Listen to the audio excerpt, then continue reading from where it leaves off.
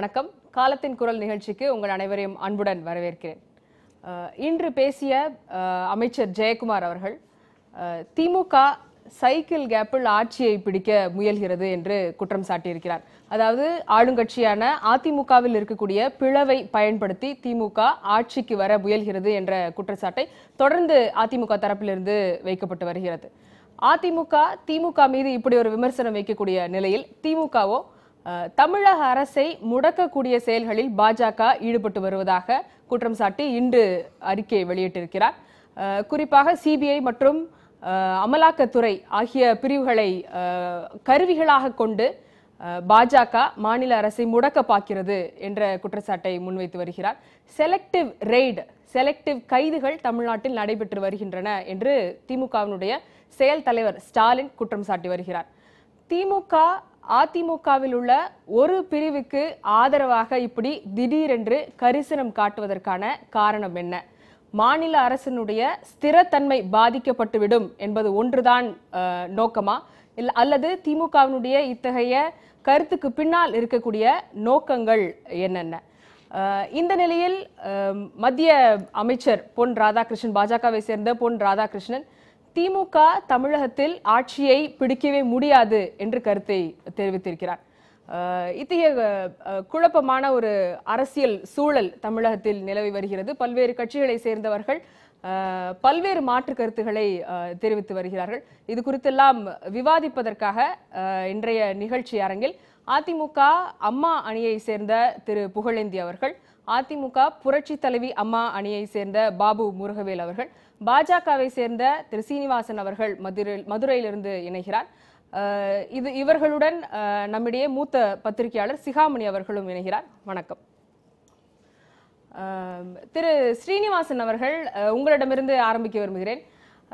திமுக செயல் தலைவர் ஸ்டாலின் அவர்கள் இன்று ஒரு விரிவான அறிக்கையை வெளியிட்டிருக்கிறார், பார்த்திருப்பீர்கள். அதில் பல்வேறு குற்றச்சாட்டுகளை அவர் முன்வைக்கிறார்.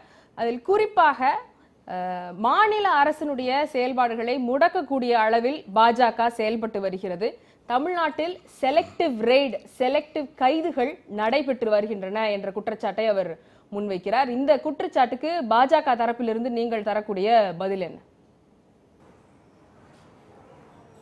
பொதுவாகவே ஜெயலலிதா அம்மையார் மரணமடைந்த காலத்திலிருந்தே பிரதானமான எதிர்க்கட்சியாக இருக்கிற திராவிட முன்னேற்ற கழகத்திற்கு தமிழக அரசியல்ல என்ன நிலைப்பாட்டை எடுப்பது என்பதே தெரியவில்லை. நான் பலமுறை தொலைக்காட்சி விவாதங்களில் கூட குறிப்பிட்டிருக்கிறேன், ஒரு விளையாடுகிற கட்சியாக அரசியல்ல இல்லாம வேடிக்கை பார்க்கிற கட்சியாகத்தான் திமுக தன்னை முன்னிறுத்தி கொண்டிருக்கிறது என்பதுதான் ஒரு புதிய அனுபவமாக இருக்கிறது தமிழக அரசியல்ல. ஒருவேளை கலைஞர் அவர்கள் அரசியல் ரொம்ப தீவிரமாக செயல்படக்கூடிய நிலையில் இருந்தால் தமிழக அரசியல் காட்சிகள் ஒருவேளை வேறு மாதிரியாக கூட இருந்திருக்கலாம்.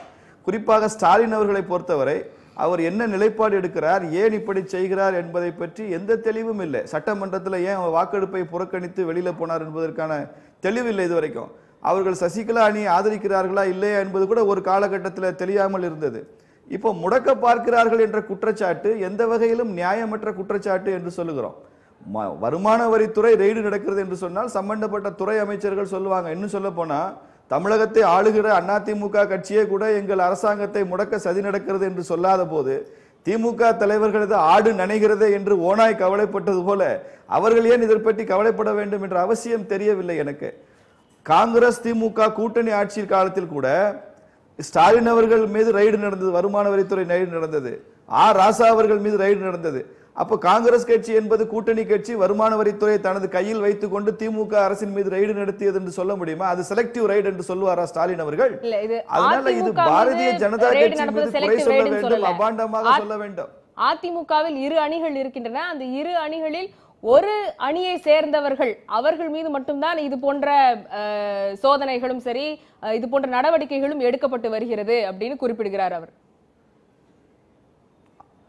அவங்க தான் நம்ம அதிகாரத்தில் இருக்கிறாங்க. இப்போ அமைச்சர் விஜயபாஸ்கர் அவர்கள் தான் அமைச்சராக இருக்கிறார். அவர் மீது தான் தேர்தல் கமிஷன்ல 89 கோடி ரூபாய்க்கு ஆவணங்கள் வைத்திருந்ததாக குற்றச்சாட்டு சில மாதங்களுக்கு முன்புதான் நடைபெற்றது. இதற்கு முன்பு ஆட்சி காலத்தில் இருந்த பொழுதும் அவர்களுக்கு பங்கு இருக்கிறது.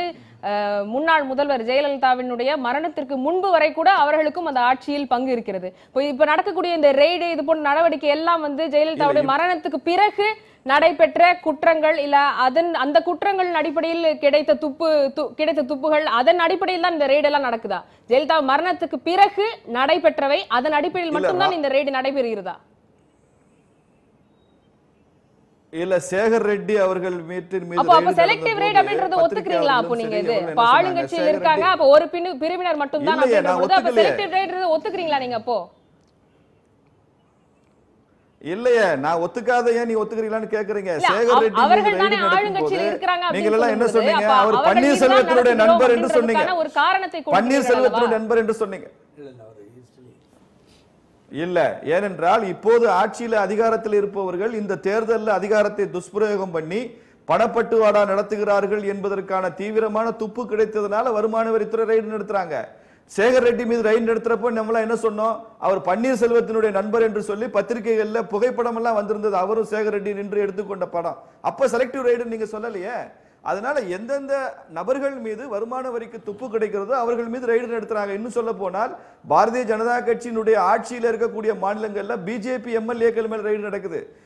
கர்நாடகால ஜனார்தன ரெட்டி வீட்டில் ரெய்டு நடந்திருக்கு. அவர் பாரதிய ஜனதா கட்சியை சார்ந்தவர். அதனால டாக்ஸ் டெரரிசம் என்ற வார்த்தையை நரேந்திர மோடி அவர்கள் பயன்படுத்துகிறார்கள்.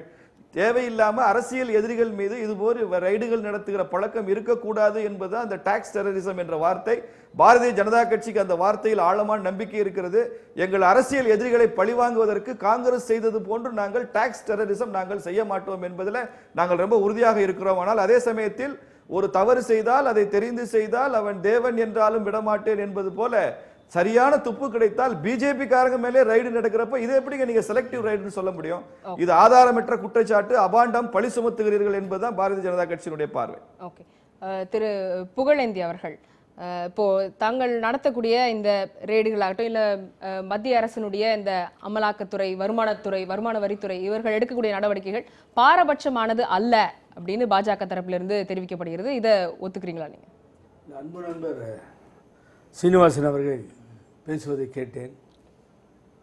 பாரபட்சம் இல்லை, எங்கெல்லாம் ரைடு நியாயமாக பண்ணுறோமோ அதை நியாயமாக பண்ணிகிட்ருக்கோம், பக்கத்து ஸ்டேட்டில் கூட அப்படி தான் பண்ணோன்னு சொல்கிறார்.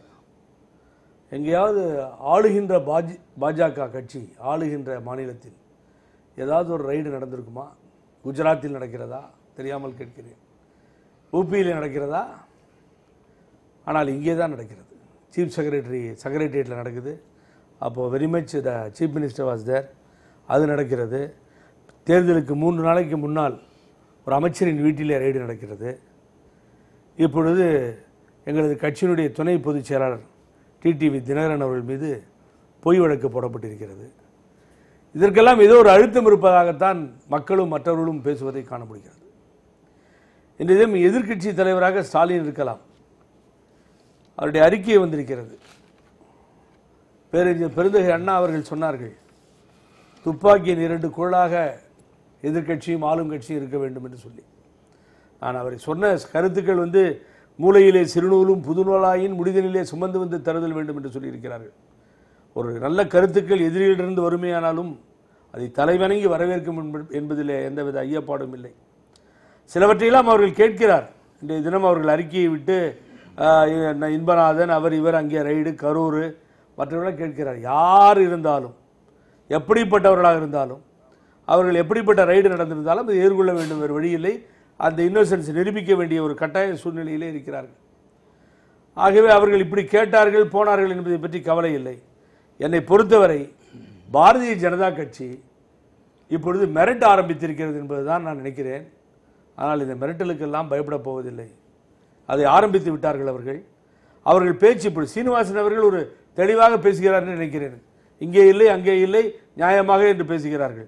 ஆனால் பாரதிய ஜனதா கட்சியினுடைய அடுத்த தலைவர்கள், இங்கே இருக்கின்ற மூத்த தலைவர்கள் அப்படி பேசவில்லை. நீங்கள் கவனித்துக் கொண்டிருப்பீர்கள். நீங்க மேலும் பேசுவதற்கு முன்பாக திமுகவினுடைய நாடாளுமன்ற உறுப்பினர் திருச்சி சிவா அவர்கள் நம்மிடையே தொலைபேசி இணைப்பில் இருக்கிறார். சார் வணக்கம். வணக்கம், சொல்லுங்க. திமுகவினுடைய செயல் தலைவர் ஸ்டாலின் அவர்கள் இன்று விரிவான ஒரு அறிக்கையை வெளியிட்டிருக்கிறார். மத்திய அரசை, பாஜகவை கடுமையாக விமர்சித்து, மிகவும் வெளிப்படையாக விமர்சித்து ஒரு அறிக்கையை வெளியிட்டிருக்கிறார். மாநில அரசினுடைய செயல்பாடுகளை முடக்கக்கூடியதாகவும், தமிழ்நாட்டில் செலக்டிவ் கைதுகள் நடைபெறுவதற்கு காரணமாகவும் பாஜக இருக்கிறது. அதிமுகவில் இரு அணிகள் உருவாவதற்கும் இந்த இரு அணிகள் திருப்பும் இப்போ சேருவதற்கும் கூட பாஜக தான் பின்னில் இருந்து இயக்குகிறது அப்படின்ற குற்றச்சாட்டுகளை முன்வைக்கிறார். இது எந்த அடிப்படையில இந்த குற்றச்சாட்டுகள் வைக்கப்படுகின்றன? எந்த அடிப்படையில் என்பதில்லை, அவருடைய அறிக்கையை மிக தெளிவாக சொல்லுகிறது. தலைமைச் செயலகத்தில் தலைமைச் செயலாளருடைய அலுவலகத்திலேயே சோதனை நடத்தப்பட்டு அன்றைக்கு பணக்கட்டுப்பாடு இருந்த நேரத்திலேயே புதிய ரூபாய் நோட்டுகள் நிறைய கைப்பற்றப்பட்டது. அவர் மீது எந்த நடவடிக்கையும் இல்லை, மாறாக அவர் மீண்டும் பதவியில் அமர்த்தப்பட்டிருக்கின்றார். அதே போல ஒரு 570 கோடி ரூபாய் கண்டெய்னர் லாரியிலே கைப்பற்றப்பட்டு இது பண பரிவர்த்தனைக்கு நடந்தது என்று ஒரு துண்டுச்சீட்டில் தேர்தல் ஆணையம் ஒத்துக்கொண்டதாக, நம்முடைய நிதித்துறையை ஒத்துக்கொண்டதாக பின்னர் திமுக தொடர்ந்த வழக்கின் அடிப்படையில் உயர்நீதிமன்றம் சிபிஐக்கு உத்தரவிட்டிருக்கின்றது. அதுவும் அப்படியே கிடப்பில் இருக்கின்றது. கரூரில் அன்புநாதன் என்பவருடைய வீட்டிலே ஒரு ரைடு நடந்தது. அது தொடர்பாக சில பேருடைய பெயர்கள் எல்லாம் வந்தன. ஆக இந்த நடவடிக்கைகள் எல்லாம் அப்படியே இருக்கிற போது ஒன்று மட்டும் வேகமாக இப்படி நடப்பதற்கு என்ன காரணம் என்று ஒரு எதிர்கட்சி தலைவர் என்ற அடிப்படையிலும் ஒரு கட்சியின் பொறுப்புள்ள தலைவர் என்ற அடிப்படையிலும் அவர் கேள்வி எழுப்பியிருக்கிறார். இதில் எந்த தவறும் இல்லை. நடவடிக்கை என்றால் பொதுவாக எல்லாம் நடந்திருக்க வேண்டும். 570 கோடி ரூபாய் என்பது சாதாரணமானது அல்ல. அதுவும் தேர்தல் நேரத்திலே 3 கண்டெய்னர்கள் போய் அது நடுத்தெருவிலே நின்று இன்னமும் அது ஒரு கட்டம் கூட நகரவில்லை என்று சொன்னால் இப்போது நடப்பது ஏன் இப்பொழுது வேகமாக நடக்கிறது? ஒரு தரப்பின் மீது நடவடிக்கை வேகமாக இருக்கிறது, இன்னொரு தரப்பின் மீது சுமத்தப்படுகிற குற்றச்சாட்டு குறித்து அவர் சொல்வதை போல தூசு படிந்திருக்கின்றது. தளபதியினுடைய அறிக்கையில் சொல்லியிருப்பது ஒரு பக்கம் தூசி படிந்திருக்கிறது, இன்னொன்று பக்கம் துள்ளி ஓடுகிறது என்று சொல்வது எல்லா தரப்பும் இரு பக்கமும் நியாயமாக இருந்தால் சரியாக இருக்கும். மாறாக அந்த கட்சியை உடைக்கவும் பின்னர் இணைக்கவுமான முயற்சியில் ஈடுபடுகிறார்கள். இதற்கு அப்பாற்பட்டு தமிழ்நாட்டில் ஏராளமான பிரச்சனைகள் இருக்கிறது. தமிழக அரசு அதை கவனிப்பதற்கு நேரம் இல்லை, அவர்கள் அதற்கு முனையவில்லை என்பதை விட மத்திய அரசும் இந்த தமிழக அரசினுடைய சூழ்நிலை இன்னும் மோசமாக்கி கொண்டிருக்கிறது என்று அவர் அறிக்கை தந்திருக்கிறார். இதில் குழப்பம் எதுவும் இல்லை, மிக தெளிவான ஒரு அறிக்கை, பொறுப்புள்ள எதிர்கட்சி தலைவர் தந்திருக்கக்கூடிய ஒரு அறிக்கை.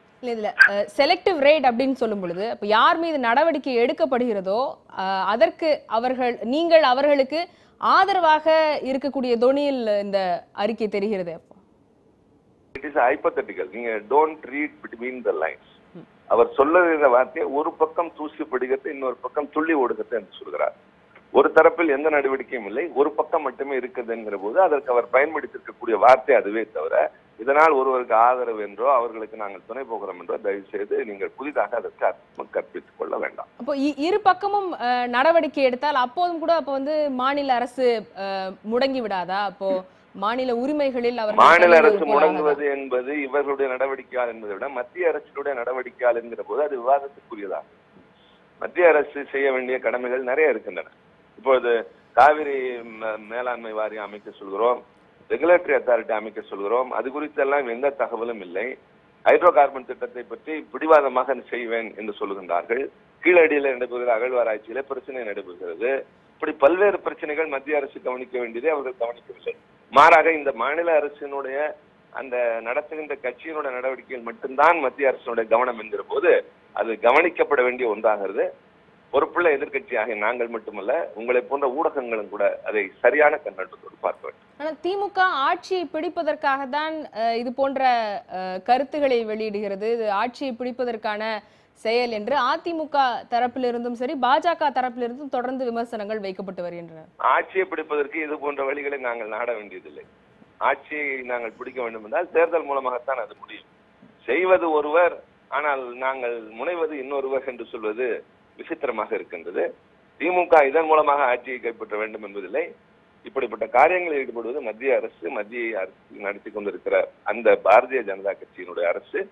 அந்த அடிப்படையில் தான் எங்களுடைய கண்ணோட்டமும் விமர்சனமும் இருக்கிறதே தவிர இதன் மூலமாக குழம்பிய குட்டையில் மீன் பிடிக்க வேண்டும் என்ற அவசியம் திராவிட முன்னேற்ற கழகத்திற்கு இல்லை.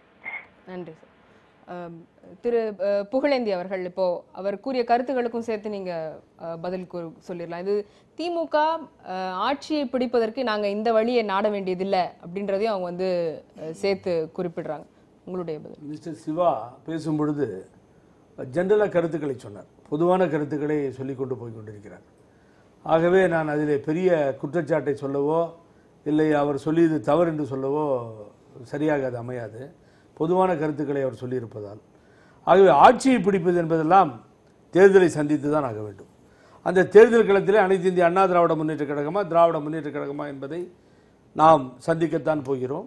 அப்பொழுது எப்பொழுதும் போல நாங்கள் வெற்றி பெறுவோம் என்ற நம்பிக்கை எங்களுக்கு இருக்கிறது.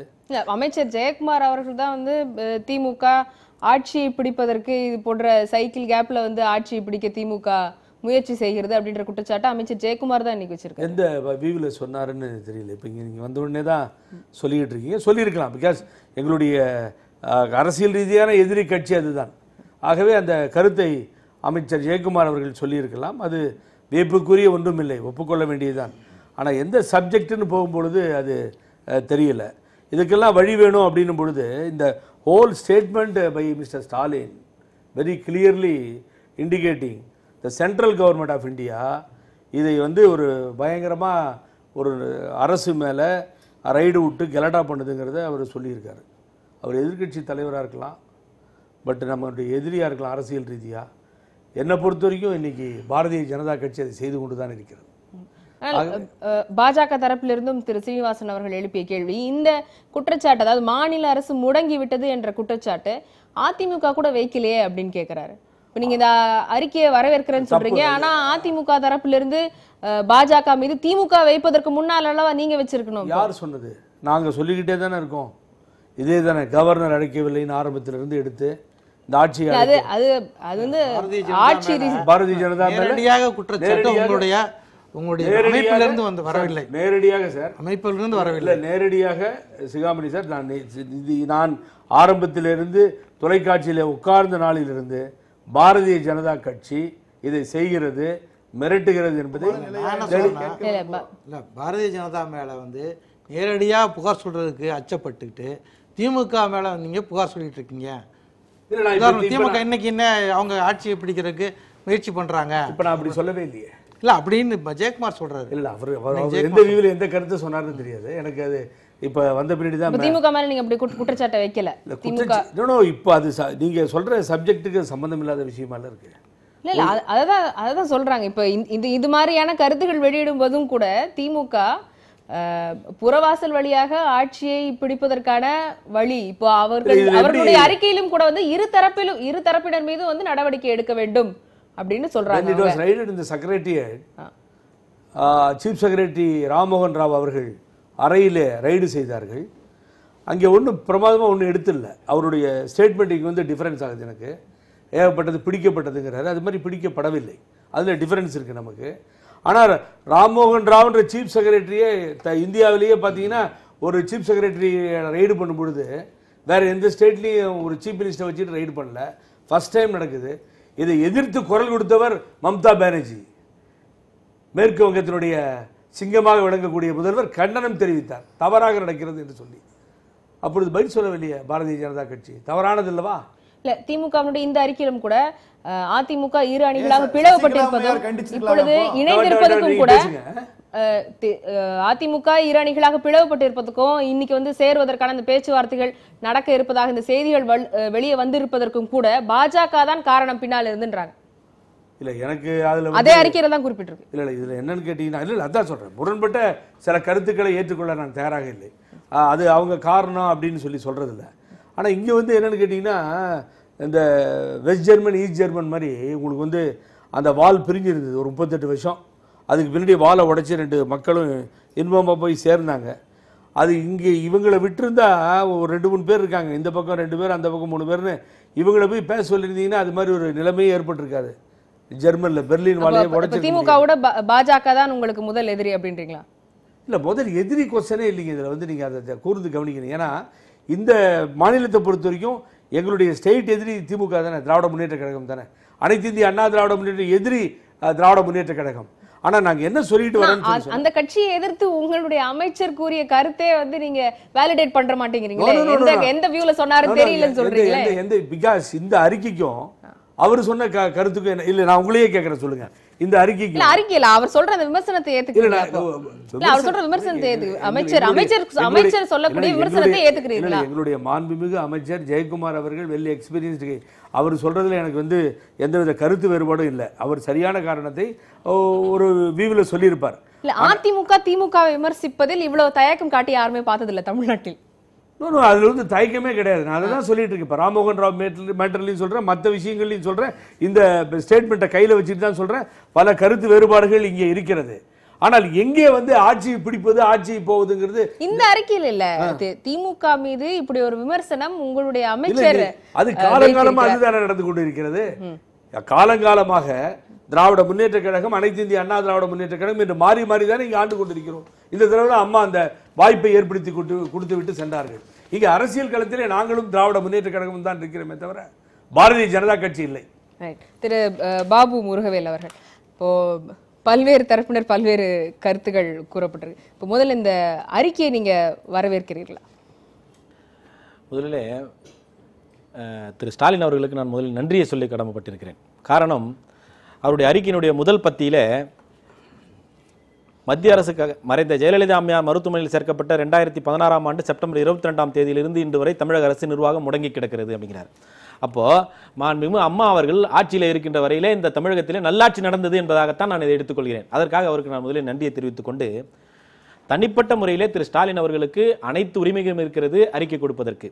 ஆனால் ஒரு திராவிட முன்னேற்ற கழகத்தினுடைய தலைவராக இந்த அறிக்கையை கொடுப்பதற்கு அவருக்கு தார்மீக உரிமை இருக்கிறதா என்பதை முதலில் அவர் சிந்தித்து பார்க்க வேண்டும். காரணம், இதில் சொல்லப்பட்டிருக்கக்கூடிய அனைத்து கருத்துக்களுமே திராவிட முன்னேற்ற கழகத்திலே ஆட்சியில் இருக்கின்ற போது, காங்கிரஸ் கூட்டணியிலே மத்திய அரசாங்கத்தோடு கைகோர்த்து ஆட்சி பீடத்தில் அமர்ந்திருக்கின்ற போது இது போன்ற நிலைகள் தமிழகத்திலே இருந்ததா இல்லையா என்பதை அவர்களும் சிந்தித்து பார்த்து இந்த அறிக்கையை அவர் விட்டிருக்க வேண்டும். முதல் வரியே தமிழக மக்களின் பிரச்சனைகள் குறித்து மாநிலத்தில் உள்ள அதிமுக அரசும் மத்தியில் பாஜக தலைமையில் உள்ள மத்திய அரசும் கவலைப்படவில்லை என்பது உள்ளபடியே வேதனை அளிப்பதாக இருக்கிறது என்று சொல்கிறார். திமுக காங்கிரஸோடு கைகோர்த்து மத்திய அரசாங்கத்தினுடைய ஆட்சி பீடத்தில் இருந்தபோது எந்த அளவிற்கு தமிழகத்தின் மீதும் தமிழக மக்களின் மீதும் கவலைப்பட்டதோ அதே அளவிற்கு தான் இன்றைக்கு ஆண்டு கொண்டிருக்கக்கூடிய அம்மாவினுடைய ஆட்சி தமிழக மக்களுடைய வாழ்வாதாரத்திலும் அவருடைய வாழ்க்கை தரத்திற்கும் கவலைப்பட்டுக் கொண்டிருக்கிறது. இதில் அவருக்கும் எங்களுக்கும் எந்த விதமான மாற்று கருத்தும் கிடையாது. பாஜக கவலைப்படவில்லை என்று ஏத்துக்கிறீங்களா? இல்ல, அதை நான் பாஜகவை பத்தி நான் பேசுறதுக்கு நான் இங்க வரவே இல்லை. பாஜகவை பற்றி பேசுவதற்கு நான் ஆளும் கிடையாது. நான் எங்களுடைய அனைத்து இந்திய அண்ணா திராவிட முன்னேற்ற கழகம் அம்மாவினுடைய ஆட்சி நடந்து கொண்டிருக்கிறது. அந்த ஆட்சியை பற்றி குறை சொல்வதற்கு திராவிட முன்னேற்ற கழகத்துக்கு எந்த விதமான தார்மீக உரிமையும் கிடையாது. அறிக்கை வந்து பாஜக மாநில அரசை முடக்குகிறது, பாஜகவினால் சில துறைகள் வந்து இயக்கப்பட்டு அவங்க பின்னால் இருந்து இயக்குறாங்க அப்படின்றதா குற்றச்சாட்டை. பாஜக விமர்சிக்காம எப்படி பேசுவீங்க? திராவிட முன்னேற்ற கழகம் காங்கிரசினுடைய கைகோர்த்து ஆட்சியில் பீடத்தில் இருந்தபோது 2007ஆம் ஆண்டு ஒரு மிகப்பெரிய ஒரு அரசியல் கட்சியாக வளர்ந்து விடுவாரோ, நமக்கு எதிரியாக ஒரு வந்து விடுவாரோ, நாம் கூட்டணி அமைக்கிறதுக்கு நாம் அழைத்த போது நம்மிடம் வரவில்லை என்பதற்காக தேமுதிக தலைவர் திரு விஜயகாந்தின் மீது 2007 ஜனவரி 21ஆம் தேதி அவர் வீட்டில் வருமான வரி சோதனை நடந்தது. அப்போ அதை நாம் எப்படி எடுத்துக்கிறது? அவருடைய மண்டபம் இடிக்கப்பட்டது, அதை நாம் எந்த விதமாக எடுத்துக்கொள்வது? அப்போ வந்து சினிமாவில் ஒரு டைலாக் சொல்ற மாதிரி, உங்களுக்கு வந்தா ரத்தம், எங்களுக்கு வந்தா தக்காளி சட்னி. திராவிட முன்னேற்ற கழகம் ஆட்சி பீடத்தில் இருக்கின்ற போது எந்தெந்த வேலைகளை, எந்தெந்த சித்து விளையாட்டுகளை அரசியல் ரீதியாக செய்ததோ அதே சித்து விளையாட்டுகளை வாழ்க்கை ஒரு சக்கரம் பாரதிய ஜனதா கட்சி இன்றைக்கு அது கையில் எடுத்திருப்பதாக அவர் கருதுகிறார். ஏன்னா நமக்கு தான் தெரியும் நம்ம என்னென்ன வேலை செஞ்சோம்னு சொல்லி நமக்கு தான் தெரியும். அதுதான் இப்ப பாரதிய ஜனதா எடுத்திருக்கிறது என்று அவர் குற்றம் சாட்டுகிறார். அப்ப இதுக்கு முன்னாடி திமுக மீது வைத்த அந்த குற்றச்சாட்டுகளை இப்போ வந்து பாஜக செய்கிறது அப்படின்னு சொல்றீங்க. அவர் அதை மீன் பண்ணி தான் இன்னைக்கு அறிக்கையை கொடுத்தார். அவர் அறிக்கை தெரிகிறது, நீங்க ஒத்துக்கிறீங்களா பாஜக தான் செய்யறது? அவருடைய அறிக்கையில அவர் பாஜக மீது வைத்திருக்கக்கூடிய குற்றச்சாட்டுகளை ஒத்துக்கிறீங்களா? முற்றிலுமாக நான் மறுக்கிறேன். ஏன் என்று சொன்னால் இது நம்ம பாரதிய ஜனதா கட்சி ஆட்சி பீடத்திற்கு ஏற்பட்டு 3 ஆண்டுகள் முற்றிலுமாக நிறைவடைந்து விட்டது. 3 ஆண்டுகளிலே இது போன்ற நிகழ்வுகள் தமிழகத்தில் நடந்ததா? இல்லை. இப்பொழுது நடந்திருக்கிறது என்று சொன்னால் ஒரு பழமொழி சொல்லுவாங்க, காக்கா உட்கார பணம்பழம் வந்துருச்சுன்னு சொல்லி. நான் அந்த பழமொழியை மாற்றி சொல்றேன். பணம்பழம் விழும்போதுதான் இந்த காக்கா உட்கார்ந்து இருக்கிறது. ஆர்கே நகர் இடைத்தேர்தலிலே மிகப்பெரிய அளவிலே பணப்புழக்கம் ஏற்பட்டிருக்கிறது. இந்த பணப்புழக்கத்திற்கு காரணம் என்ன என்று விசாரிக்கின்ற போது ஒரு நாட்டு கிடைக்குது. இந்த முடிச்சை வைத்தால் இந்த பணப்புழக்கத்திற்கான விடை நமக்கு கிடைக்கும் என்பதற்காக ஒரு வருமான வரி சோதனை. அந்த வருமான வரி சோதனையிலும் அதற்கான தரவுகள் கிடைக்கப்பட்டிருக்கிறது. அதை வைத்துத்தான் இன்றைக்கு விசாரணை நடந்து கொண்டிருக்கிறது. இந்த 570 கோடி கண்டெய்னரை பிடித்தது, அன்புநாதன் வீட்டில் சோதனை நடத்தியது, ராம்மோகன் ராவ் வீட்டிலே இல்லத்திலேயும் சோதனை நடத்தியது, இது எல்லாமே வருமான வரித்துறையினுடைய சோதனைக்கு உட்பட்டது. இன்றைக்கும் அதன் மீதான நடவடிக்கைகள் எடுத்துக்கொண்டிருக்கிறது. நான் நினைக்கிறேன் எவ்வளவு சோதனை பண்ணீங்க, எவ்வளவு பணம் எடுத்தீங்க, எவ்வளவு தங்கம் எடுத்தீங்க, எவ்வளவு டாக்குமெண்ட் எடுத்தீங்கன்னு எனக்கு தெரியப்படுத்துங்கன்னு சொல்லி கேட்கறதுக்கு எந்த விதமான உரிமையும் தனி மனிதனாக எனக்கும் கிடையாது, திரு ஸ்டாலின் அவர்களுக்கும் கிடையாது. ஏனென்று சொன்னால் ஒரு துறையினுடைய நடவடிக்கை, அந்த துறையினுடைய நடவடிக்கை முடிந்த பிறகு வேண்டுமானால் நாம் கேட்கலாம். ஒரு சார்ஜ் ஷீட் போடுறாங்க, விசாரணை நடக்கிறது, எஃப்ஐஆர் பதிவு செய்கிறார் என்று சொன்னால் உதாரணத்துக்கு ராம்மோகன் ராவ் அவர்களுக்கு மீண்டும் பதவி கொடுக்கப்பட்டிருக்கு. அப்ப நடந்த ரெய்டுக்கு என்ன பதில் தெரியலையே. அதுதான் ஒரு தமிழக அரசாங்கத்தினுடைய நடவடிக்கைகளிலும் நிர்வாகத்திலும் மத்திய அரசாங்கம் தலையிட முடியாது. மத்திய அரசாங்கத்தினுடைய நிர்வாகத்திலும் நடவடிக்கையிலும் தமிழக அரசாங்கம் தலையிட முடியாது. திரு ராம்மோகன் ராவ் அவர்களுக்கு மீண்டும் பணியை கொடுத்து தமிழக அரசு செலக்டிவ் ரெய்டுன்னு நீங்க பார்க்கல? கிடையாது, நிச்சயமாக கிடையாது. திரு ராமமோகன் ராவுக்கு கொடுத்திருக்குதுன்னா அது ஏன் கொடுத்தீங்கன்னு சொல்லி வழக்கு தொடருங்க. 570 கோடிக்கு நாங்கள் பிடித்திருக்கிறோம். அந்த எந்த விதமான வருமான வரி சோதனையில பிடிக்கப்பட்டிருக்கிறது, கண்டெய்னரில் எடுக்கிறது. OPS முதல்வராக இருந்தபோது அவர் கொடுக்கல. இல்ல இப்ப இவர் எடப்பாடி பழனிசாமி வந்த பிறகு கொடுத்தாங்க அந்த பதவி. அதுதான் ராமமோகன் ராவ் கொடுத்த பதவி. இல்ல தமிழக அரசாங்கத்தினுடைய நிர்வாகத்துல நீங்க தலையிடுறதுக்கு நீங்க யாரு? நிர்வாகத்தை தவறு என்னன்னு தலையிடுறது தவறுன்னா OPS அந்த தவறை சரி பண்ணிருக்கலாம்ல. அவர்தான் பதவியிலே இல்லையே, பதவியில இருந்து வெளியேற்றப்பட்டு விட்டார். வெளியேற்றப்பட்ட பிறகு அவர் எந்த வித அடிப்படையில் முடிஞ்சதுக்கு அப்புறம் தான் இந்த மாதிரி பிரச்சனைகளே வருது. பிரச்சனை வரும்போது தான் நான் பத்தி பேச முடியும். இப்ப வரலன்றதுனால நான் இப்ப செய்யலன்றதுனால இப்ப செய்யாம விட்டுட்டாங்கன்னா அப்ப அதுவும் தப்புன்னு அர்த்தம். நான் செய்யல, நீங்க செய்யுங்க. அதுதான். அதனால இந்த அறிக்கையை முற்றிலுமாக நான் மறுக்கிறேன். இந்த மாதிரி செலக்டிவ் ரைடு அப்படிலாம் கிடையாது. அப்போ திராவிட முன்னேற்ற கழகம் காங்கிரஸ் ஆட்சியில் இருந்தபோது நடைபெற்ற ரைடுகள் செலக்டிவ் ரைடு நீங்க ஒத்துக்கிறீங்களா? நீங்க ஒத்துக்கொண்டால் நாங்கள் இதை ஒத்துக்கொள்கிறோம். 570 crores கண்டெய்னர் ரைடு. ஆமா, இல்ல அது சம்பந்தப்பட்டது. 570 கோடி கண்டெய்னர்ல பிடிச்சாங்க, எந்த விதமான விசாரணையும் இல்லை. உயர்நீதிமன்றத்தில் நாங்களிடும் சிபிஐ விசாரணைக்கு உயர்நீதிமன்றம் உத்தரவிட்டதுன்னு சொல்றாங்க இல்லையா? ராம்மோகன் ராவுக்கு எந்த விதமான நீங்கள் பதவி வழங்கினீர்கள்? அவர் மீது வழக்கு இருக்கிறது, விசாரணை முடியவில்லை. அவர் மீது எந்த விதத்தில் நீங்கள் பதவி வழங்கினீங்க? ஒரு கோவரண்டா போடுங்க ஹைகோர்ட்ல. இப்ப நான் பதில் சொல்றேன். அது தமிழக அரசு தரப்பிலிருந்து இதற்கான விளக்கம் கேட்டிருக்க வேண்டாமா? அப்போ மக்களுக்கு என்ன நடந்ததுன்னு தெரியல. ரெய்டு நடக்குது, பதவியில இல்லன்றாங்க, அப்புறம் திருப்பியும் பதவிக்கு கொண்டு வராங்க. திரை மறைவுல என்ன நடக்குது? ரெய்டு நடந்தது, அலுவலகத்தில் ரெய்டு நடந்தது, இவ்வளவு பணம் பிடிச்சாங்க, வருமானத்துக்கு அதிகமா இவ்வளவு சொத்து சேர்த்திருந்தாரு, வருமானத்துக்கு அதிகமா இவ்வளவு தங்கம் வச்சிருந்தாரு, வருமானத்துக்கு அதிகமா இவ்வளவு டாக்குமெண்ட் வச்சிருந்தா, ஏதாவது நீங்க ஆதாரம் எதனா கிடைச்சதா உங்களுக்கு? இல்ல வருமான வரித்துறை உங்களுக்கு ஏதாவது ஆதாரம் கொடுத்ததா? வருமான வரி சோதனை மட்டும் தான் நடந்தது. சோதனைக்கு பிறகு என்ன நடந்தது? பதவியில இல்லையா? யாரு? அதுதான் திரும்ப ஆதாரங்களின் அடிப்படையில் தான் சோதனைகள் நடக்குதுன்னு பாஜக சொல்றாங்க. அப்படியே ஆதாரம் இருந்து போய் விசாரிச்சுட்டு அங்கே போய் சோதனை நடத்திட்டு அங்கே எதையுமே கண்டுபிடிக்கல அப்படின்னு ஒரு முடிவுக்கு வந்தால் இது ஒரு மாநில அரசுடைய உரிமை. அந்த தலைமைச் செயலாளர் வீட்டில் போய் ரெய்டு நடத்துறது, தலைமைச் செயலகத்திலே போய் ரெய்டு நடத்துறது, இது ஒரு பெரிய அத்துமீறல். இந்த அத்துமீறலை சொல்லப்போனால் OPSம் அந்த அன்றைய தினம் கண்டிக்கலை, மற்ற தரப்பினர் அதற்கு பிறகும் கண்டிக்கலை. இது இந்த தொடர்ந்து தலையீடுகளை கண்டிக்கிறதில்ல. திமுக கூட இப்போ இது நடந்து இந்த தினகரன் கைது நடந்து 10 நாள் ஆயிடுச்சுன்னு நினைக்கிறேன். கைது நடந்து அங்கே விசாரணை நடந்து இங்கே விசாரணை நடந்து இவ்வளவு தாமதமாக இது செலக்டிவ் அப்படின்றது விமர்சனம் பண்ணுறாரு. செலக்டிவ்ன்றதில் மாற்று கருத்து இல்லை. செலக்டிவாக பண்ணாமல் OPS அணி மேலேயும் பண்ணணும்னு சொல்கிறாங்க. அந்த தரப்புலையும் அவர் நத்தகுஸ்தனா வீட்லேயும் வருமான வரி சோதனை நடந்துருந்தது. இது மாதிரி இந்த சோதனைகள் அவர்களை மிரட்டுவதற்கு, அவர்களை பணிய வைப்பதற்கு, தங்கள் கைக்குள் அடங்கி இருப்பதற்கு பயன்படுத்தப்படுகிறதா என்ற சந்தேகம் எழுந்துள்ளது. ஏனென்றால் தொடர்ச்சி இல்லை. அந்த சோதனை நடக்குது, அதனுடைய முடிவு லாஜிக்கல் எண்டு போய் சேராதனால கரூர் அன்புநாதனாலும் சரி, அடுத்தது ராம்மோகன் ராவ் விஷயம்னாலும் சரி, விஜயபாஸ்கர் விஷயத்திலே அடுத்த தொடர்ச்சி என்ன அப்படின்ற கேள்வியை MK ஸ்டாலின் கேட்குறாரு. அந்த கேள்விகளுக்கு நியாயம் இருக்கிறது. அந்த கேள்விகளுக்கு உரிய பதிலை தர வேண்டியது பாஜக. இந்த இதுவும் குறிப்பாக எதிர்க்கட்சி ஆளும் மாநிலங்களில் இந்த சோதனைகள் குறிப்பாக நடத்தப்படுது. சிபிஐ, அமலாக்கத்துறை அல்லது வருமான வரித்துறை எல்லாமே தவறாக பயன்படுத்தப்படுகிறதா? முருகல் கேட்குறாரு. அப்போது பயன்படுத்தினார்கள், காங்கிரஸ் பயன்படுத்தினார், அதே போல் அப்படி கூறுகிறார். அப்படி காங்கிரஸ் பயன்படுத்தியது இப்போது பாஜக பயன்படுத்துகிறது என்றால் இந்த மத்திய ஆட்சிகள் ஒரு மாநில அரசுகள் சிறிய கட்சிகளை ஒடுக்குவதற்கு இந்த கருவியாக மத்திய ஏஜென்சிஸை பயன்படுத்துவது சரியா என்பது நான் கேட்கிறேன். ஒரு சின்ன தொடர்ந்து பேசலாம். ஒரு சின்ன விஷயம் பிரேக் எடுக்கலாம், நம்ம திரும்ப பேசலாம். நம்ம தான் பேச போறோம். காலத்தின் குரல் நிகழ்ச்சியில் ஒரு சிறிய இடைவேளை.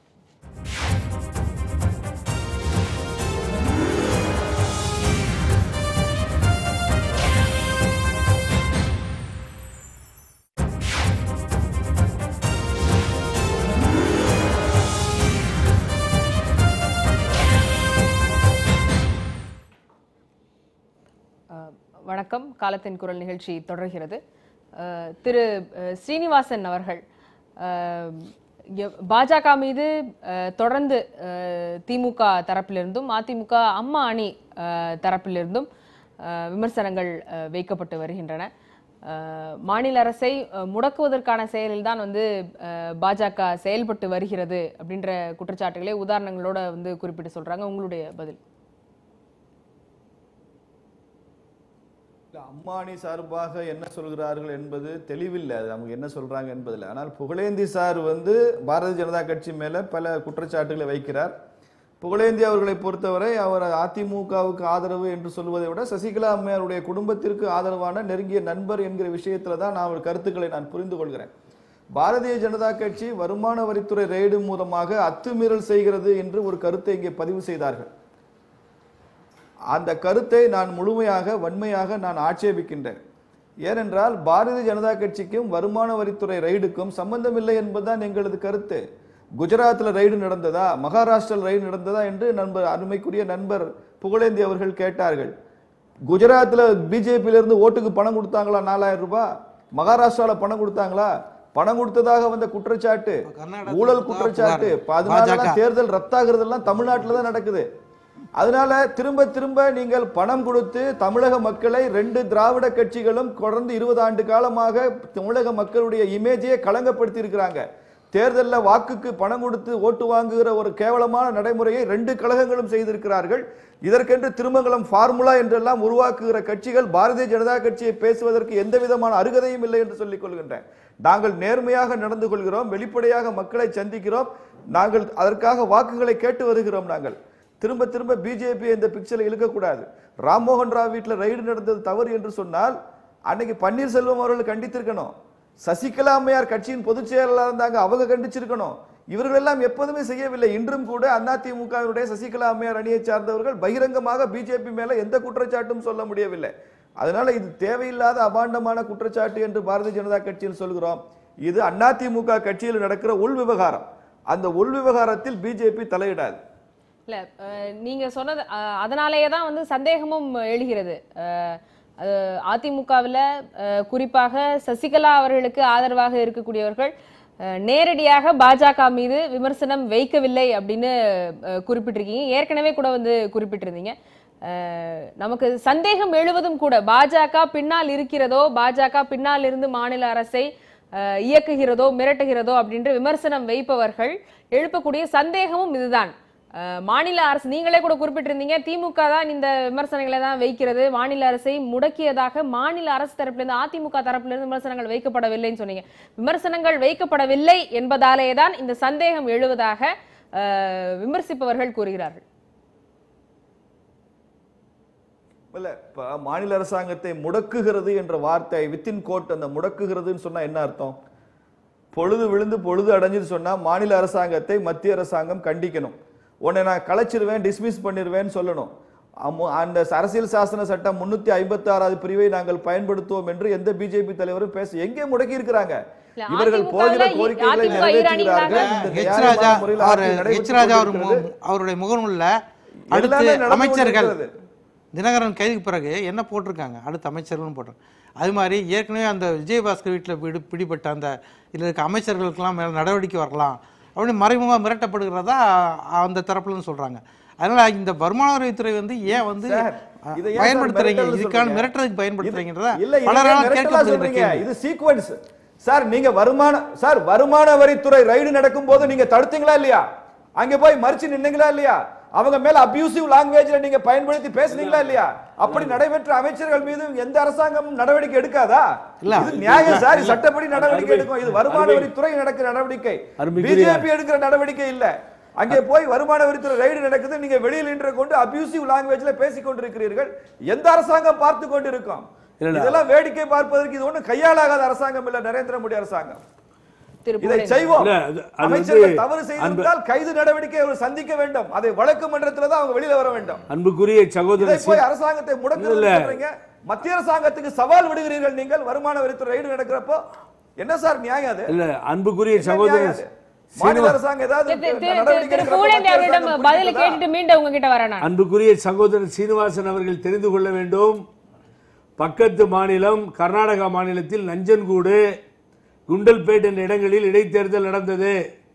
அந்த இடைத்தேர்தலில் வாக்குக்கு 5000 ரூபாயை பாரதிய ஜனதா கட்சி அங்கே கொடுத்திருப்பதாக புகார் எழுந்தது.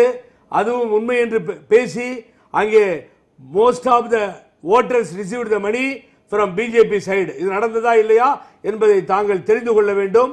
இரண்டாவதாக, உத்தரப்பிரதேசத்தில் தேர்தல் நடத்திய தலைமை தேர்தல் கமிஷனுடைய அந்த ஆணையர், இந்திய ஆணையர் சொல்லியிருக்கிறார், அதிகமாக பணம் விளையாடியது உத்தரப்பிரதேச தேர்தல் என்று சொல்லியிருக்கிறார். உத்தமர் போல பிஜேபி சார்ந்தவர்கள் பேசக்கூடாது. தயவுசெய்து தயவுசெய்து நீங்கள் வந்து எல்லா கட்சியும் தான் பணம் கொடுக்குது. எங்க கட்சி வந்து பணம் வந்து கொடுக்கற மட்டும் இல்ல, ஜாதிய மதத்தை இப்படி பல்வேறு மதவாதத்தை தூண்டி பண்றது ஒரு பெரிய ஊழல் தான், பெரிய குற்றம் தான். அந்த குற்றத்தையும் வந்து பல கட்சிகள் செஞ்சுட்டு இருக்கு. அது பாஜக இருந்து விதிவிலக்கு இல்ல. இல்ல நான் என்ன சொல்றேன் சீனிவாசன் சார், இந்த அரசியல் கட்சிகள்லாம் நீங்க குறை சொல்றதுக்கு முன்னாடி நான் திரும்பி சொல்லிட்டு இருக்கேன். ஒரு அரசியல் கட்சியினுடைய தலைவர் பங்கார லட்சுமணன் ஒருத்தர் இருந்தாரு. அவர்கள் லஞ்சம் வாங்கும் பொழுது பிடிபட்டார்களா இல்லையா? அதையெல்லாம் நாங்கள் பேசிக் கொண்டிருக்கிறோமா? எங்கெல்லாம் எத்தனை இடத்துல இந்த லஞ்ச லாவண்யம் பாரதிய ஜனதா கட்சியில் இருந்திருக்கிறது என்பதை தயவு செய்து நீங்கள் நினைத்து பார்க்க வேண்டும். நீங்க இன்னொரு வார்த்தையை சொன்னீங்க, நாங்க ஆட்சி மிரட்டல போகலன்னு சொல்லி. அருமைக்குரிய அன்பு சகோதரர், இப்ப தினகரன் ஒரு நிமிஷம் அதை பத்தி பேசாதீங்கன்னு தான் சொல்றோம். சட்டம் தன் கடமையை செய்யும் போது யாரும் பேச வேண்டாம். நீங்க பங்கார லட்சுமணன் விஷயத்துல பேசாம தயவு செய்து ஒரு நிமிஷம் தினகரன் விஷயத்துல நீங்க பேசாதீங்க. சட்டம் தன் கடமையை செய்யும் குறுக்கிடுறீங்க. ஸ்ரீனிவாசன் அவர்கள் ஒரு நிமிடம் புகழேந்தி அவர்கள் முடித்து விட்டோம். அப்புறம் நீங்க சொல்லுங்க, உங்க கருத்துக்களை சொல்லுங்க. அப்புறமா சொல்றீங்க தவறா நாங்க பேசல, இந்த ஆட்சி குறித்து பேசலன்னு சொல்றீங்க. நான் அருமைக்குரிய அன்பு சகோதரர் பொன் ராதாகிருஷ்ணன் அவர்கள் மீது மிக்க மரியாதை வைத்திருக்கிறேன். நல்ல ஒரு மத்திய அமைச்சர். இப்ப என்ன சொன்னார் சமீபத்தில் அவரு, இன்னும் அதிகமான விஷயங்கள் வெளியே வர இருக்கிறது, இன்னும் வேறு விஷயம்லாம் பெரிய விஷயம் எல்லாம் வரும்.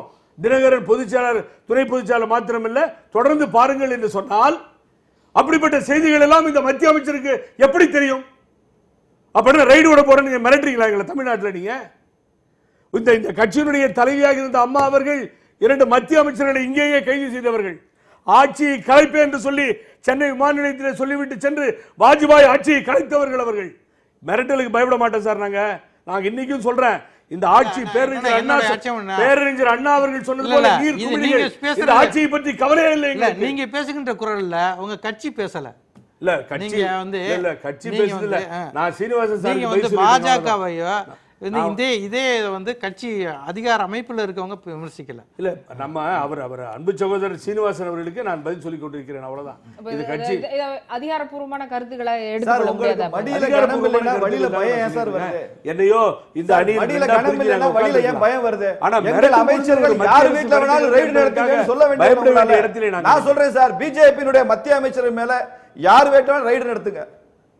யார் வேணாலும் ரைடு நடத்துற இடத்துல தான் நீங்க அது மாதிரி சொல்லுங்க. அதிமுக அமைச்சர்கள் ரைடு நடத்துறது குற்றச்சாட்டு. you are having the income tax sir, you are having the everything you are having sir. நாங்க எப்படி சார் ரைடு எப்படி மத்திய அமைச்சர் வீட்ல எப்படி அதிமுகவுக்குள்ள இரு அணிகள் இருப்பதற்கும் பேச்சுவார்த்தை நடப்பதற்கும் கூட பிஜேபி தான் பின்னால இருந்து இயக்குது அப்படின்னு குற்றச்சாட்டு வைக்கப்படுது. ஏமா அதிமுக கட்சி 2ஆக உடைந்தால் பிஜேபி தான் காரணம். 2 அணிகளும் ஒன்றாக சேர முயற்சி நடத்தினால் பிஜேபி தான் காரணம். ரெட்டலை சின்னத்தை தேர்தல் கமிஷன் முடக்கினா பிஜேபி தான் காரணம். தினகரன் வந்து 50 கோடி ரூபாய் லஞ்சம் கொடுத்தா பிஜேபி தான் காரணம். அவர் கைது செய்யப்பட்டாலும் பிஜேபி தான் காரணம். தமிழ்நாட்டில் மழை பெய்தாலும் வெயில் அடித்தாலும் பிஜேபி தான் காரணம்னு சொன்னா ஏதாவது அர்த்தம் இருக்கா இந்த மாதிரி குற்றச்சாட்டுகள்ல? நாங்களா போய் தேர்தல் கமிஷன்ல போய் ரெட்டலையை முடக்குங்கன்னு மனு கொடுக்க சொன்ன 2 அணிகளையும், நாங்களா பன்னீர்செல்வம் முதல்வராக இருக்கிறவரை கீழே இறக்கி விட்டு சசிகலாமையாரை முதல்வராக்க சொன்னோம். கூட அவர்களாக குழப்பத்தை விளைவித்துக் கொண்டு அத்தனைக்கும் காரணம் பிஜேபி என்று சொல்கிறார் என்று சொன்னால் இது என்ன நியாயம் என்று கேட்கிறேன். அவர்கள் சகோதர சண்டையிட்டுக் கொள்கிறார் வார் ஆஃப் சிபிலிங்ஸ். அதுல பிஜேபி மௌனமாக வேடிக்கை பார்க்கிற இரண்டு பக்கம் இருக்க மோதலை விளையாடுகிற கட்சி. அவருடைய பலவீனத்தை பயன்படுத்தி அவர்களை வந்து ஒடுக்குகிறார்கள் என்பதுதான் பொதுவான ஒரு குற்றச்சாட்டாக இருக்கிறது. இப்போ திமுக எங்க ஒடுக்குறாங்க சார் எங்க ஒடுக்குறாங்கன்னு சொல்லுங்க, ஒரு உதாரணம் சொல்லுங்க. அரசியல் ஒரு உதாரணம் சொல்லுங்க. இல்ல அதுவும் கூட மாநில அரசினுடைய ஸ்திரத்தன்மை பாதிக்கப்பட்டு விடும் என்ற ஒற்றை நோக்கம் மட்டும்தான் இருக்கும். அப்படி ஒற்றை நோக்கம் இருக்க வாய்ப்பில்லை. திமுக பொறுத்தவரை திடீர் கரிசனம் வந்து காட்டுறது வந்து ஒரு ஆச்சரியமான விஷயம்தான். ஆனால் ஒரு மாநில கட்சி அப்படின்ற அடிப்படையில் பார்த்தீங்கன்னா இந்த மாதிரி வந்து மத்தியில் இருக்கிற அது காங்கிரஸால் அவர்கள் பாதிக்கப்பட்டிருக்கிறார்கள் என்று சொல்லப்பட்டது. அதே போன்று மத்திய பாஜக கட்சி அல்லது காங்கிரஸ் கட்சியாக இருந்தாலும் சிறிய கட்சிகளை மாநில கட்சிகளை ஒடுக்குகின்றது அப்படின்ற அடிப்படையில் அவர் அந்த கருத்தை சொல்லியிருந்தால் வரவேற்கலாம். ஆனால் அவர் வந்து இன்னொரு அவர் உள்நோக்கமும் என்னவென்றால் மற்ற தரப்பினரும் மேலே நடவடிக்கை எடுக்கணும், இரண்டு தரப்பிலும் குற்றங்கள் இருக்குது அப்படின்னு சொல்கிற மூலமாக இரண்டு தரப்பும் நடவடிக்கை எடுக்கப்பட்டு அவர் அந்த ஆட்சிக்கு நெருக்கடி வந்து அந்த ஆட்சி கவலை வேண்டும் அப்படின்ற எதிர்பார்ப்பு அவங்க இருப்பதாக தான் தெரிகிறது. அது அரசியல் அடிப்படையில் வந்து அந்த எதிர்பார்ப்பு அவர்களுக்கு இருக்கும். ஆனால் பாஜகவிடம் அந்த கோரிக்கையை வைப்பது என்பது பாஜக விமர்சித்து கொண்டே பாஜகவிடம் வந்து இரண்டு பக்கம் நடவடிக்கை என்று சொல்வது ஒரு ஆச்சரியமான விஷயமா இருக்கிறது. திரு பாபு முருகவேல் அவர்கள், இப்போ பாஜக மீது ஸ்டாலின் வைக்கக்கூடிய இந்த குற்றச்சாட்டுகள்லாம் ஏற்றுக்கொள்ளவில்லை அப்படின்னு சொன்னீங்க. அதனால் இப்போ நீட் தேர்வு அந்த பிரச்சனையாகட்டும், இல்லைன்னா ஹைட்ரோ கார்பன் திட்டம், கீழடியில் அங்கே இருந்த அலுவலரை மாற்றம் செய்து, இது போன்ற விவகாரங்கள்ல உங்கள் அணியினுடைய நிலைப்பாடு என்னங்க பிரச்சனை? நீங்க கீழடியில் என்ன பிரச்சனைன்னு சொல்லிட்டு சொல்லுங்க. இல்ல கீழடி பத்தி தனியா விவாதம்லாம் நடத்திருக்கோம். இப்ப அவங்களுடைய நிலைப்பாடு என்னன்னு கேட்டுட்டு வரோம். இந்த நீட் தேர்வை தமிழகத்திற்கு விதிவிலக்கு அளிக்க வேண்டும் என்பதற்காக முதலமைச்சராக இருக்கின்ற போது மரியாதைக்குரிய ஓபிஎஸ் அவர்கள் மத்திய அரசாங்கத்தை வலியுறுத்தியிருக்கிறார். ஹைட்ரோ கார்பன் திட்டத்தை அந்த இருக்கக்கூடிய நெடுவாசல் மக்கள் போராட்டத்திலே களத்தில் இருக்கின்ற போது மரியாதைக்குரிய அண்ணன் ஓபிஎஸ் அவர்கள் முதலமைச்சராக இல்லை, இருந்தாலும் எங்களுடைய அணியின் சார்பாக அவரே நேரில் சென்று அந்த மக்களுக்கு ஆதரவு தெரிவித்து மத்திய அரசாங்கத்திற்கு அழுத்தம் கொடுத்திருக்கிறார். அந்த மக்களினுடைய நன்மதிப்பை பெறாமல் அந்த மக்களுடைய விருப்பத்திற்கு மாறாக அந்த இடத்திலே அந்த ஹைட்ரோ கார்பன் திட்டத்தை நீங்கள் செயல்படுத்தக்கூடாது என்பதை சொல்லியிருக்கிறார். அடுத்த கட்டமாக என்ன சொன்னீங்க? கீழடி அகழாய்வு என்பது நம்மளுடைய தொன்மையை விளக்கக்கூடிய ஒரு விஷயமாகத்தான் இருக்கிறது. எந்த ஒரு விஷயமாக இருந்தாலும் சரி, நம்முடைய நாட்டினுடைய கலாச்சாரத்தை பறைசாற்றுகின்ற விஷயமாக இருந்தாலும் சரி, அந்த பகுதியினுடைய மக்களுடைய வாழ்வாதாரத்திற்கும் அவருடைய நலனுக்கும் எதிரான விஷயங்களை செய்யக்கூடாது, அதுதான் மரபு. அப்படி இருக்கின்ற போது இப்போது காங்கிரஸ் அரசாங்கம் இலங்கை தமிழர்களுடைய பிரச்சனைகளை என்ன விதத்திலே கையாண்டார்கள், காவிரி பிரச்சனையில என்ன கையாண்டார்கள், திராவிட முன்னேற்ற கழகம் ஆட்சியில் இருக்கின்ற போது அப்ப தமிழக மக்கள் நலன் சார்ந்துதான் உங்களோட நிலைப்பாடு இருக்கின்ற பொழுது, அப்போ இப்ப இந்த விவகாரங்கள் எல்லாம் விவசாய பிரச்சனையாகட்டும், நீட் ஆகட்டும், இந்த விவகாரங்கள் எல்லாம் போராடக்கூடியவர்கள், இங்க இருக்கக்கூடியவர்கள், குரல் எழுப்பக்கூடியவர்கள் மத்திய அரசுக்கு எதிராக தான் குரல் எழுப்பி கொண்டிருக்கிறார்கள். அவங்க நடவடிக்கை எடுக்கல அப்படின்றத முக்கியமான விமர்சனமாக குற்றச்சாட்டாக களத்தில் இருப்பவர்களும் பிற அரசியல் கட்சிகளும் வைக்கிறார்கள். அப்போ இந்த மாதிரியான விவகாரத்துல மத்திய அரசு மாநில அரசுக்கு கொடுக்க வேண்டிய உரிமையையும் அவங்க எடுக்க வேண்டிய நடவடிக்கையும் எடுக்கவில்லை அப்படின்ற இந்த குற்றச்சாட்டை ஏத்துக்கிறீங்களா? நிச்சயமா ஏத்துக்கிறேன். காரணம், இப்ப இருக்கக்கூடிய 140 ஆண்டுகளுக்கு காணாத ஒரு மிகப்பெரிய வறட்சி நிலவி கொண்டிருக்கிறது. தமிழக அரசாங்கம் கேட்டிருக்கக்கூடிய தொகையில 10% கூட இந்த மத்திய அரசாங்கம் தமிழகத்திற்கு ஒதுக்கவில்லை. ஏனென்று சொன்னால் தமிழகத்தில் வாழக்கூடியவர்கள் தமிழகத்தினுடைய நலனை மட்டுமே கருத்திலே கொண்டு இங்கே அரசாங்கம் செய்து கொண்டிருக்கக்கூடிய அனைத்து இந்த அண்ணா திராவிட முன்னேற்ற அம்மாவுடைய ஆட்சி நடந்து கொண்டிருக்கிறது.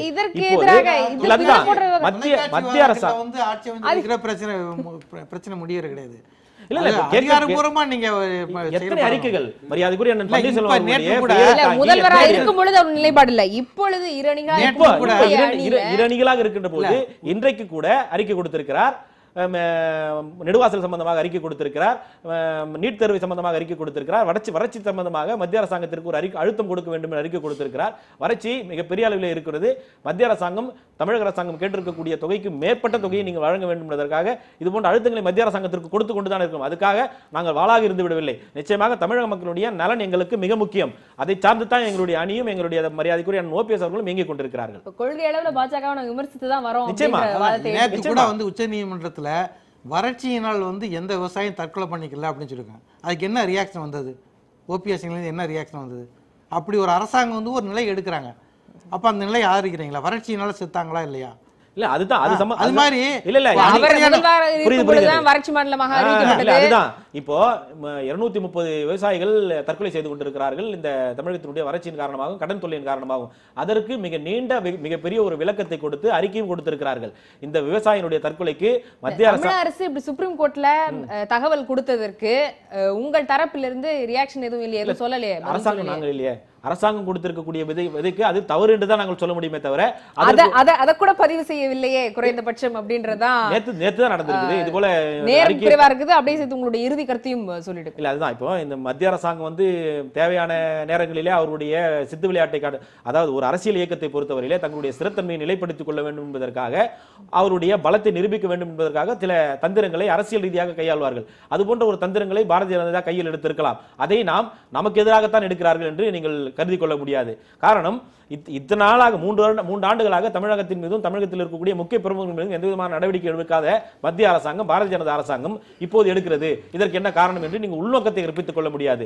இதுவரையில 3 ஆண்டுகளாக தமிழகத்தில் எந்த விதமான இது போன்ற பிரச்சனை நடைபெறவில்லை என்று தான் நீங்கள் எடுத்துக்கொள்ள வேண்டுமே தவிர 3 ஆண்டுகளாக பாரதிய ஜனதா சும்மா இருந்துச்சு, இப்பதான் வந்து பிரச்சனை எடுக்குது, ஐடி ரைடு எடுக்குது, கைது பண்றாங்க, தேர்தல் நடத்துறாங்க, அப்படி நீங்க எடுக்கக்கூடாது. முறைகேடு நடக்கின்ற பட்சத்தில் தமிழக அரசாங்கம் இருந்தாலும் சரி மத்திய அரசாங்கம் இருந்தாலும் சரி அங்கே தலையிட்டு அந்த நீதியையும் நியாயத்தையும் தர்மத்தையும் நிலைநாட்ட வேண்டிய கடமை 2 அரசாங்கத்திற்கும் இருக்கிறது. திரு ஸ்ரீனிவாசன் அவர்கள் உங்களுடைய இறுதி கருத்து மிக சுருக்கமாக.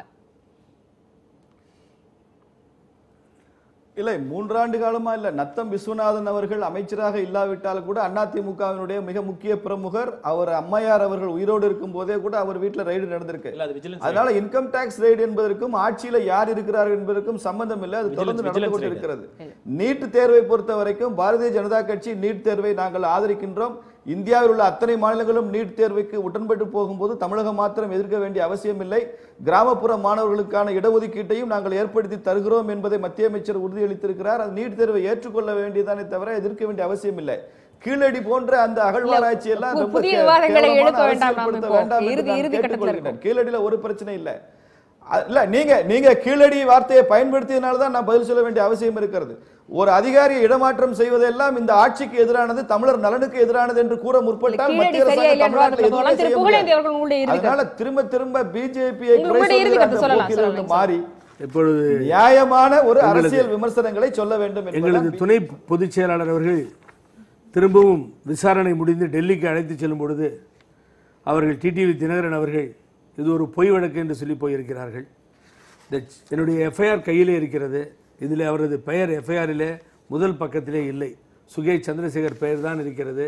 உள்ளே எங்கேயோ ஒரு இடத்தில் சேர்த்துவிட்டு ஒரு பொய் வழக்கை டெல்லி போலீஸ் போட்டு அலைகழிக்க வைக்கிறது. இதன் மூலம் என்ன நினைக்கிறார்கள், யார் இருக்கிறார்கள் என்பது புரியவில்லை. ஆனால் இதை நிரூபிப்போம். இந்த வழக்கு ஒரு ஃப்ராடு கொடுத்த ஸ்டேட்மெண்ட்டில் நடந்துட்டு இருக்கு. அதையும் இந்த எஃப்ஐஆர்லேயே சொல்லியிருக்காங்க. முகாந்திரம் இல்லாமல் ஒரு வழக்கு திணிக்கப்பட்டு துணை பொதுச்செயலாளர் மீது போடப்பட்டிருக்கிறது. அதிலிருந்து அவர் மீண்டு வருவார்கள்.